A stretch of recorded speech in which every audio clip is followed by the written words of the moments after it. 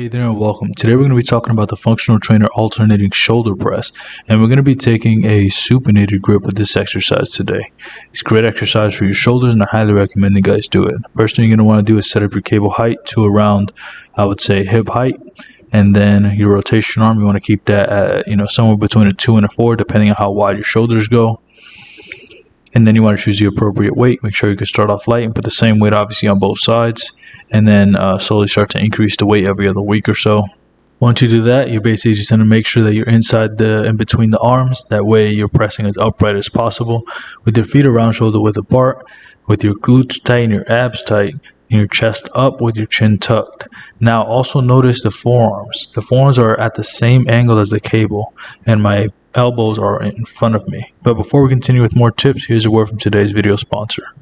I'm today's video sponsor, and if you'd like help losing fat or gaining muscle, there are a few ways I can help you down below.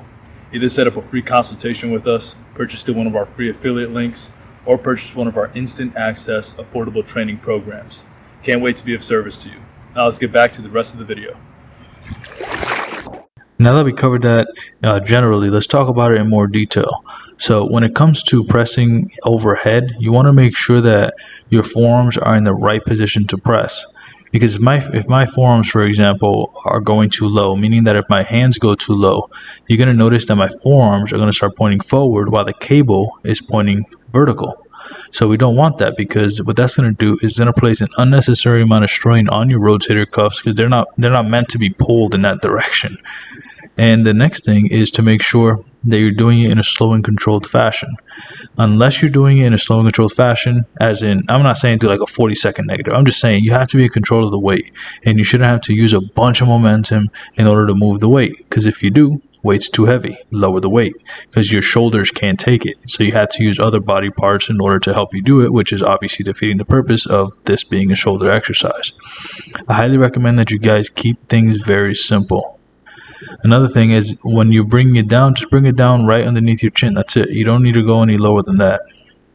And when you go up, fully extend at the top, and think about bringing your biceps to your ears. That's the best way I can explain it.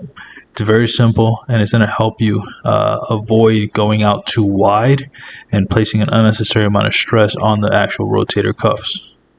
Another common thing that I want you guys to focus on is making sure that you're as upright as possible when you start. Because if you're not, then you're going to start arching your lower back, and you're going to put a lot of pressure on that back, and you obviously want to avoid that at all costs. Taking the supinated grip is great because it's going to add a little bit more emphasis on the front delt, which is the front of your shoulders. So here's what I was saying before. You don't want your elbows coming out to the sides like this, especially when you're doing a supinated. Anything when you're doing a supinated, you want your elbows tucked in. Also, you don't want to be using momentum and leaning to one side as you press. We also want to make sure that we avoid pressing forward. We're not going to get the most out of this exercise doing it like this.